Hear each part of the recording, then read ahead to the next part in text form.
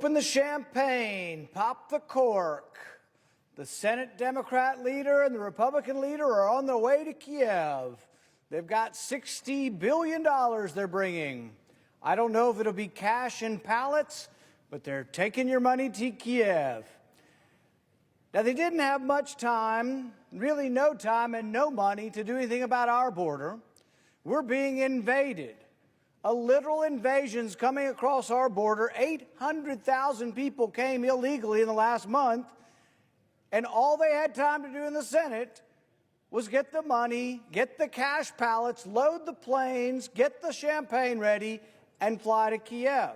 On Friday, they will take the $60 billion to Kiev, crack the champagne, and meanwhile, each day, between 5,000 to 10,000 people come across the border illegally. Now, they put up a sham bill, and they said, you should have taken the sham bill. You should have taken the ruse. We gave you a border bill. But the border bill would allow 5,000 people a day to come across, and then they would declare an emergency. Guess what? The emergency's already here. 700,000 people in 2 months is an emergency. Nearly 800,000 people in 2 months is an emergency. But they gave lie to the ruse when they tweeted out their great bullet points on how great this deal was going to be. They tweeted out, the border never closes. So they were putting forward this great border bill that the president would use to stop illegal immigration, but they tweeted out of all the main points that this would do, that the border never closes. And this is actually true, because what would happen is they would close the illegal crossings, but leave the legal crossings open. It's like, why wouldn't we have the illegal crossing always closed? Why wouldn't we, after having 750,000 people come in illegally, close down the illegal crossings immediately? And what also gives lie to their assertions is that we have the same laws we had under President Trump. And President Trump controlled the border. So how could President Trump do it with the same set of laws? And now they say, if you only gave us power, we would do something. But what gives lie to this assertion is that they're in court every day trying to dismantle the barriers that Texas puts up. Texas and 30-some-odd Republican governors have said enough's enough. They put cargo containers and razor wire on the border to say no more illegal crossings.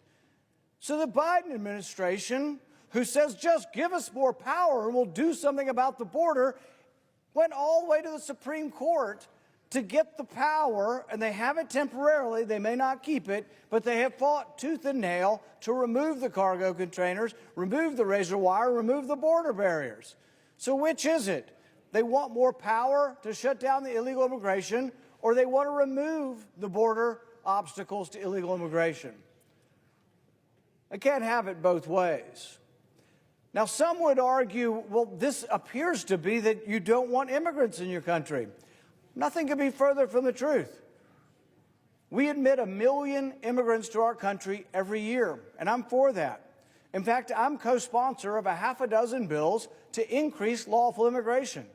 I think it would be difficult for America to do a lot of things, including building houses, apartments, and commercial construction, without new people coming to the country. I think some of the best Americans just got here.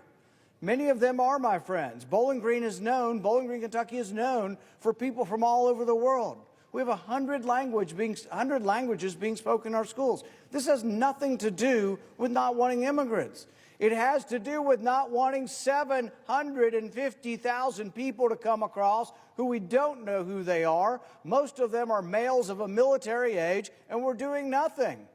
So we come to an inflection point. That's where we are, an inflection point. And we had a chance. 41 of us, 41 Republicans could have stood and said, no, we want something better. There's an emergency on the border, and we will not settle for anything until we get a border security bill. Instead, it folded. Why? Because Republican leadership is flying with the Democrat leadership to Kiev because they have prioritized Ukraine over the southern border. There's no other way to put it. We have a disaster at our southern border, and the ranking Republicans and the ranking Democrats, there is no difference. They're on the same team. They'll be on the same plane to Kiev. Republicans and Democrats, same plane, pallets of cash, your money to Ukraine. Even if you could make the argument, and I think there is an argument that there is a noble cause, that these people are fighting for their independence and they're fighting against aggression. All of that is true, but there is no money to give them. We're out. We are flat out of cash. Not only are we flat out of cash, we're $34 trillion in the hole. We're borrowing money like it's going out of style. We have never, ever borrowed money at this alarming rate. It's hard to even fathom the billions of dollars that goes out the door. It's been said before, but people have asked, how do you imagine, how do you put into perspective $1 billion? What is $1 billion? If you put $1 million in the palm of your hand in $1,000 bills, it would be 4 inches high. But $1 billion is difficult, more difficult to visualize. To put $1 billion into perspective, 1 billion seconds ago, Reagan was starting his second term. 1 billion minutes ago, the Pantheon was being completed in Rome. 1 billion hours ago, we were in the Stone Age, over 100,000 years ago. But $1 billion ago, just a couple of minutes. In the time that I will speak, the government will spend billions upon billions of dollars, virtually $1 billion every 2 minutes. 30-some billion dollars in the space of an hour. It's out of control. If you look at the debt that's being incurred, and people say, what does it matter? You could be like Dick Cheney and some of these Republicans. Deficits don't matter. We don't care about the deficit. Well, you should, and you see the results of the deficit every time you fill up your car. Every time you go to the grocery store, every time you buy something, you're seeing the results of the debt. The way we pay for the debt is we print up money. The Federal Reserve buys the debt, but the Federal Reserve has no money, so they print up the money and they dilute the value of the existing currency. What does that mean? Prices go up, but so does the cost of government. People have cost of living increases, and I don't begrudge that, but it's 9% in the last year or so. So the costs of Social Security are going through the roof. The cost of Medicare are going to the roof. But do you hear a peep? Not one peep about the problem paying our own bills. We are basically like renters paying for our apartment. In what kind of world do you borrow money to send charity? If you see a homeless person and you want to help them, but you have no money, would you go to the first corner and go into the bank and say, I want to help homeless people. Will you give me $1,000 so I can help homeless people? No one does that. If you're paying the rent for your apartment, do you go to the bank and borrow the rent for your apartment? No, there are times at which you borrow against things of value. You can borrow against a home that you have a down payment on. You can borrow for capital improvements like schools or roads, but you don't borrow for your daily expenses. That's what's going on here. Realize that 2/3 of the spending is entitlements. Medicare, Medicaid, Social Security, and food stamps is 2/3 of all spending. That's all we have enough money for. Tax revenue pays for that. Everything else is borrowed.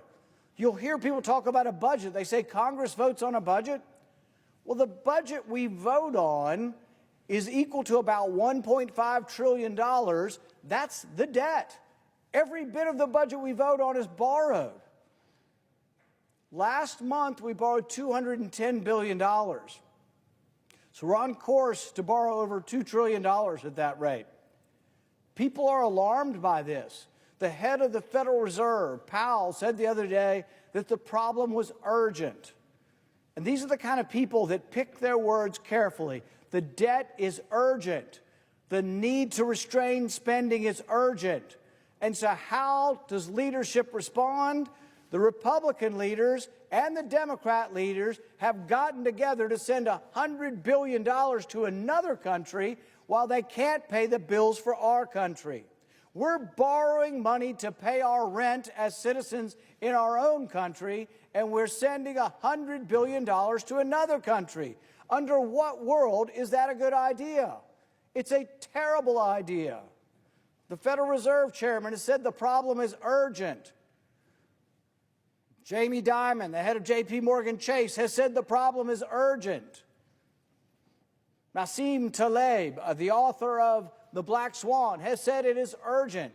You have all of these people, some who predicted the crisis in 2008, saying it's an imminent crisis.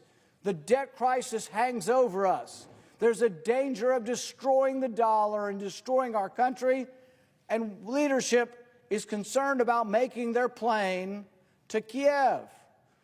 The Republican leader and the Democrat leader will be on a plane to Kiev, I'm assuming with champagne and pallets of cash. Have you ever seen the pictures when they unload the pallets of American cash, when they did it in Iraq?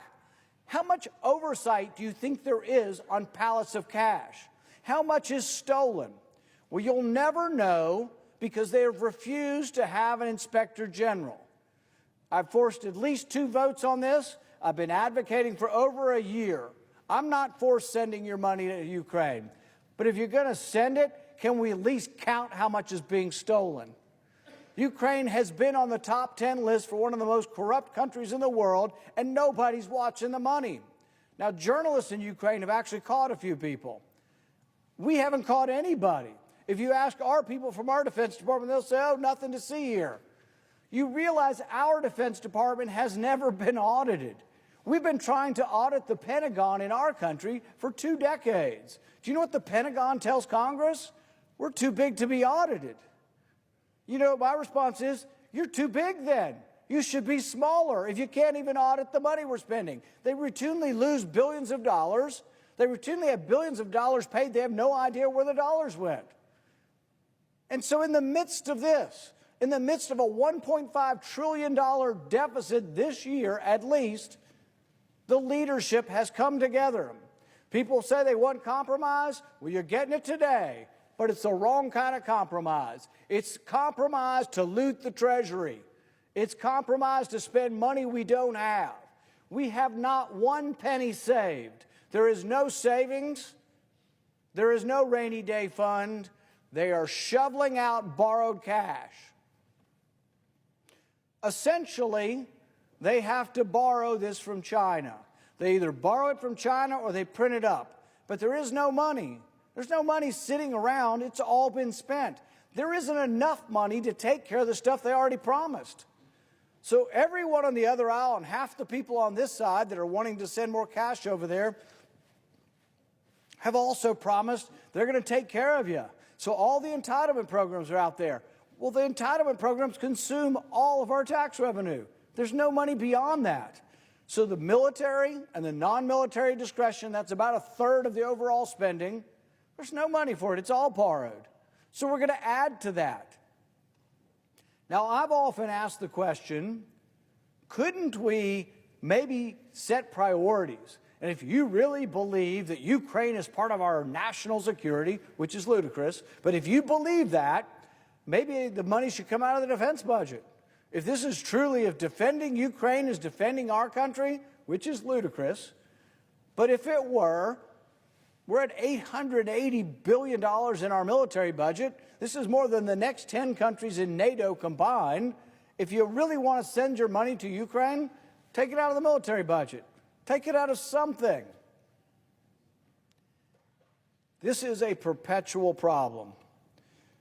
But I think the American public needs to know, as Republican leaderships and Democrat leaderships jet off to Kiev, cracking the champagne, and delivering pallets of cash, they need to know that there was opposition to this.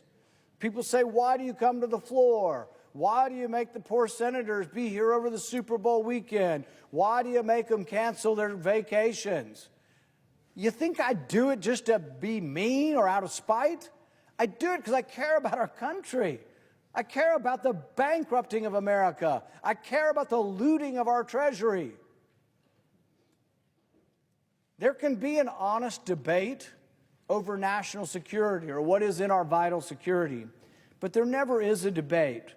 If you look closely at what people say, they'll simply declare it's in our national security to send money to Ukraine. There isn't really a debate. I actually think it's the opposite. I think sending money to Ukraine actually makes our national security more endangered. I think it threatens our vital national security to send more money to Ukraine. Why? Because I think it threatens the fiscal solvency of our country. I think it, along with so much of the rest of the spending, is dragging America down and threatening a day of destruction. There have been civilizations who have destroyed their currency, and typically this happened on the heels of war. After World War I, Germany destroyed their currency. After World War II, England was in arrears to such an extent that they no longer were the dominant currency after World War I and II, and the U.S. became the dominant currency. I think that we should think twice before sending our money overseas. I think we should think twice about the problems we have here at home.